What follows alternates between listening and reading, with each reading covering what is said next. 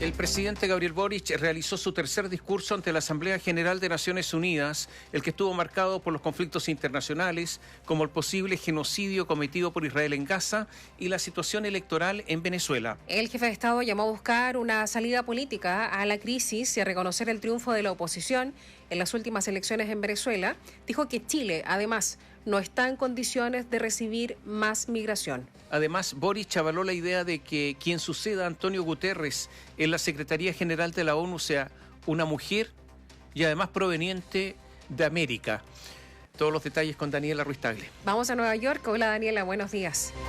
¿Qué tal? Poco más de 20 minutos fue la duración del discurso del presidente de la República, Gabriel Boric, ante la Asamblea General de las Naciones Unidas. En su alocución, el mandatario abordó los principales conflictos internacionales: Gaza, Venezuela, Rusia, Nicaragua y también Afganistán.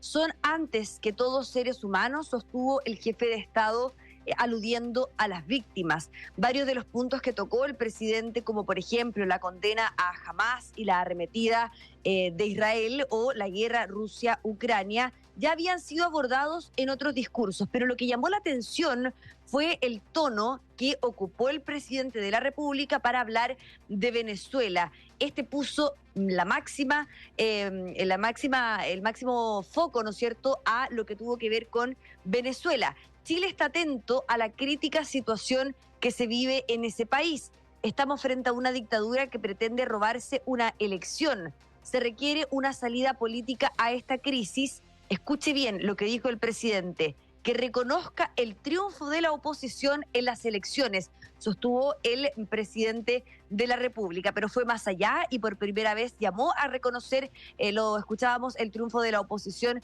venezolana. Pasemos a escuchar las declaraciones del presidente ante el Pleno de las Naciones Unidas. Estamos frente a una dictadura que pretende robarse una elección, que persigue a sus opositores y que es indiferente al exilio no de miles, sino de millones de sus ciudadanos. Se requiere una salida política a esta crisis que reconozca el triunfo de la oposición en las últimas elecciones y lleve adelante una transición pacífica a una democracia en forma. Así, el presidente de la República, Gabriel Boric, indicó que Chile no está en condiciones de recibir más migración. Recordemos que esto ya lo habían planteado algunos parlamentarios. El presidente Boric finalmente en este pleno, ¿no es cierto?, ha sido uno de los únicos líderes que ha planteado de manera bastante fuerte esta arremetida contra Venezuela. Vamos a revisar más adelante las reacciones de otros presidentes, pero lo cierto es que ayer comenzaron de inmediato las reacciones, como si es que en Chile hubiesen estado observando el discurso desde el Congreso Nacional, porque fue precisamente desde la sede del Poder Legislativo desde donde llegaron las distintas reacciones. El presidente de la Comisión de Relaciones Exteriores de la Cámara, el diputado Vlado Mirosevic, destacó los dichos del jefe de Estado, mientras que el diputado RN, Diego Chalper, quien se encuentra acá en Nueva York, deslizó haber quedado con gusto a poco. Me parece muy bien que lo haya dicho en un tono enérgico, que confirma con nitidez la posición que ha tenido Chile. Habiendo terminado el discurso del presidente Boric, me parece que el tono ha sido correcto. No obstante, a mí me habría gustado una postura aún más vehemente respecto de endosarle la responsabilidad a países como Brasil, como Colombia, como España y a Naciones Unidas en general respecto a la recuperación de la democracia en Venezuela. El diputado Chalper hizo alusión al rol internacional que ha asumido Brasil o Colombia, por ejemplo, en el marco de las negociaciones para encontrar una salida política a la crisis en Venezuela.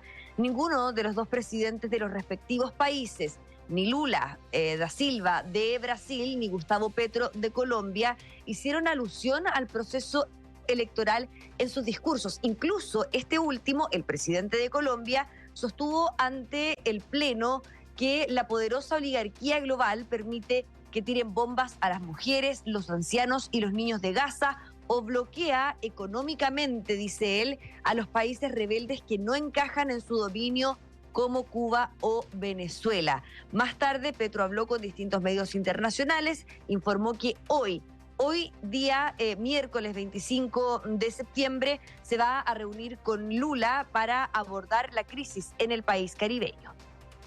Para evaluar lo que ha sido nuestro papel hasta este momento ante el problema venezolano, y hay factores que se tienen que decidir en este momento. La misma gobernanza de los Estados Unidos entra en decisión popular. Hay que esperar quién será el próximo o la próxima presidenta de los Estados Unidos, construir una salida política. Claro, una salida política al conflicto es a lo que se refiere, ¿no es cierto?, el presidente de Colombia, Gustavo Petro, en esta materia. Ayer fueron algunos presidentes, ¿no es cierto?, que abordaron este tema ante el Pleno de las Naciones Unidas. Había mucha expectación respecto a lo que iba a decir el presidente de Brasil, pero lo cierto es que no tocó el tema, lo señalábamos. El presidente de Argentina, Javier Milei, lo tocó muy por encima, refiriéndose a las dictaduras, dice él, de Cuba o Venezuela. En tanto, el presidente de Estados Unidos, Joe Biden, sí tocó en su discurso lo que ocurrió en Venezuela hace algunas ya meses en el marco de este proceso electoral. Pasemos a escuchar las declaraciones del presidente de los Estados Unidos, Joe Biden. Vivir y amar abiertamente, esa es la única democracia. No pertenece a ningún país. Lo he visto en todo el mundo. Luchar hoy por la libertad, justicia y dignidad. Lo vimos, esa lucha universal por los derechos y la libertad en Venezuela, donde millones votaron por cambios que no han sido reconocidos, pero no se les puede negar. El mundo sabe la verdad. El mundo sabe la verdad. El discurso del presidente de la República, Gabriel Boric, no solamente estuvo marcado por los derechos humanos, por el tema de Venezuela, por el tema de Gaza, sino que también el presidente tocó el Pacto del Futuro, que busca establecer ciertos criterios, ¿no es cierto?, entre los que se encuentra la sucesión del cargo de Antonio Guterres, que es el actual secretario general de las Naciones Unidas. Así el jefe de Estado reforzó esta idea de que la próxima secretaria general tiene que ser mujer y tiene que provenir de América, esto considerando el criterio de rotación, señala el presidente. Fue interpretado por varias personas, por varios sectores del mundo político en Chile, que estaban escuchando el discurso desde nuestro país, como un guiño a la expresidenta de la República, Michelle Bachelet. No me cabe duda que es el posible liderazgo de una mujer, como señala el acuerdo de la Convención del Futuro, que suscribimos hoy en la mañana, que provenga de nuestra América grande, según el criterio de rotación territorial de la ONU, el que podrá encabezar este proceso siguiendo la senda reformista de Antonio Guterres. Eso con respecto a lo que dijo el presidente, pero más temprano precisamente se refirió a esta situación el secretario general de la ONU, Antonio Guterres. Él abordó los liderazgos femeninos. Él dice, me van a disculpar a todos los presentes, pero acá se nota, señala él, la poca presencia de mujeres, al menos en este plenario. Escuchen ustedes las palabras de Antonio Guterres con la interpretación de idioma, ¿no es cierto?, respectiva. A pesar de los años de bellos discursos, la desigualdad de género es más que evidente. Y les pido disculpas, pero sigue siendo totalmente evidente hoy mismo, en este mismo salón. Menos del 10% de las personas que van a intervenir en la Asamblea General en este debate esta semana son mujeres. Esto es inaceptable, sobre todo cuando sabemos que la igualdad entre hombres y mujeres contribuye a la paz. A ver, el presidente no tocó una vez más el tema de, por ejemplo, Cuba, o no puso énfasis en ese país. Antes de lo que fue su discurso ante el Pleno de las Naciones Unidas, el presidente de la República había realizado su exposición, de hecho esto fue pocos minutos antes, en el marco del encuentro de los derechos humanos y la lucha contra el extremismo, que recordemos fue organizado por el presidente Lula y también por el presidente de España, Pedro Sánchez. En ese marco, el presidente Boric indicó que las fuerzas progresistas se ven debilitadas cuando frente a determinados conflictos adquieren posturas titubeantes o en función de intereses o defensas de amistades malentendidas o colores políticos en vez de principios. Y señaló, la violación de derechos humanos no puede juzgarse según el color del dictador de turno que los viole, se llame Netanyahu en Israel o Nicolás Maduro en Venezuela, se llame Daniel Ortega en Nicaragua o Vladimir Putin en Rusia, expresó entonces el presidente de la República, Gabriel Boric, en el marco de ese discurso que fue previo a su tercer discurso ante el Pleno de las Naciones Unidas. ¿Qué queda para hoy? Ya el presidente tiene una actividad, una charla, ¿no es cierto?, en la Universidad de Columbia, que tiene que ver con también los derechos humanos, y ojo, porque se espera que el presidente Boric entregue declaraciones posteriormente a la prensa respondiendo preguntas. Mira, algunas cosas. Lula ni siquiera mencionó el caso de Venezuela, es una vergüenza lo de Lula, porque el caso de Venezuela es uno de los temas fundamentales, principales en América Latina, y en teoría Lula y Brasil lo que pretenden es tener un sillón permanente en el Consejo de Seguridad de la ONU, a eso apunta Gabriel Boric, en representación de América Latina. Entonces tiene que hablar de América Latina, pues si lo va a representar, en teoría. Es una vergüenza lo de Lula. Hay otra vergüenza que es la del presidente Petro de Colombia, que incluso apoyó a Cuba y Venezuela, diciendo que en realidad lo que sufren son sanciones económicas y que ahí está el problema. Y los tilda como países rebeldes que no encajan en el dominio de la oligarquía global. Son dos presidentes impresentables. Y recordemos que Lula, que no es la primera, cuando Lula hace un tiempo dijo que el problema de Venezuela era un problema de relato, de la forma en que cuentan las cosas, no el fondo. El fondo está bien, el problema era cómo lo contaban. No, es impresentable. Es peor todavía porque después reculó, trató de arreglarlo, sí, trató de involucrar también en las elecciones en Venezuela, mandando a su ex canciller, una persona muy cercana, en fin, etcétera, y tuvo él también cambio de opinión respecto a los resultados de las elecciones, y por eso mismo había mucha expectativa de lo que fuera a decir, mucha más expectativa en el presidente de Brasil que en el presidente de Chile, obviamente por un asunto de representación continental, y por eso que llama mucho la atención que no lo haya dicho, que no haya dicho nada. Exactamente. ¿Y qué dijo el presidente Gabriel Boric? Que ha tenido una posición muy clara con respecto a Venezuela. Sí. Pero ¿qué dijo? Y esto lo dijo textual.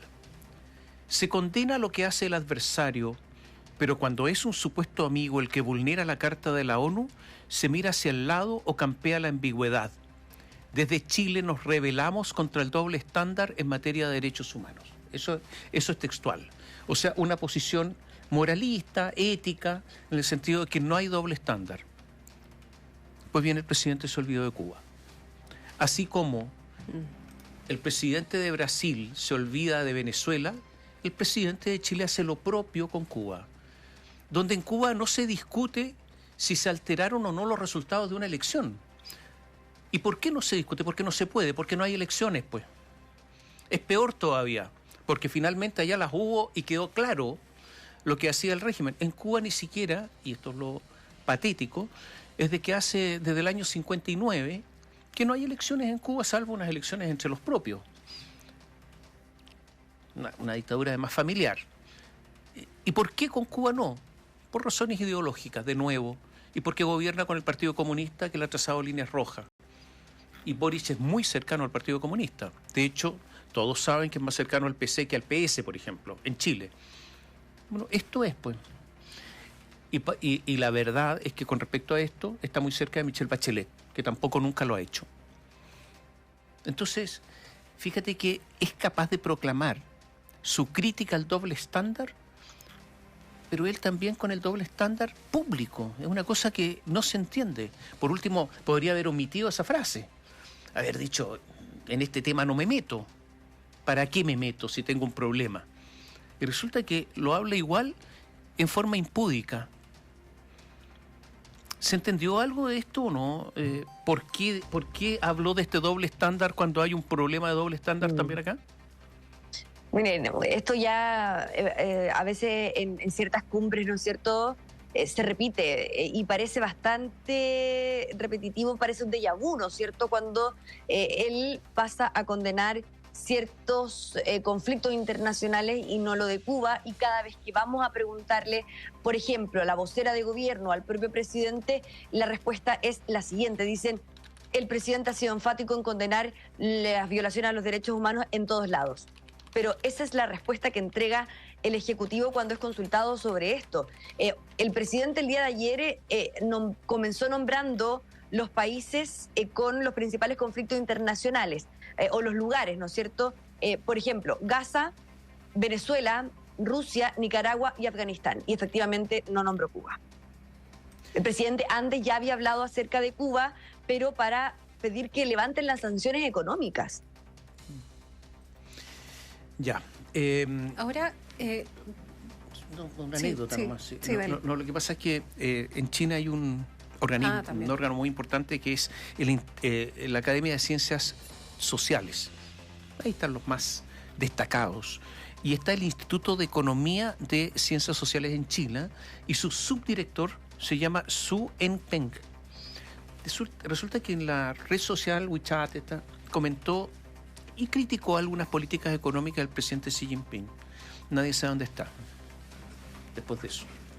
WeChat. Lo buscan y lo buscan. Es una persona muy destacada, un economista chino muy destacado, que además tiene este puesto, que es un cargo muy destacado. Nadie sabe dónde está.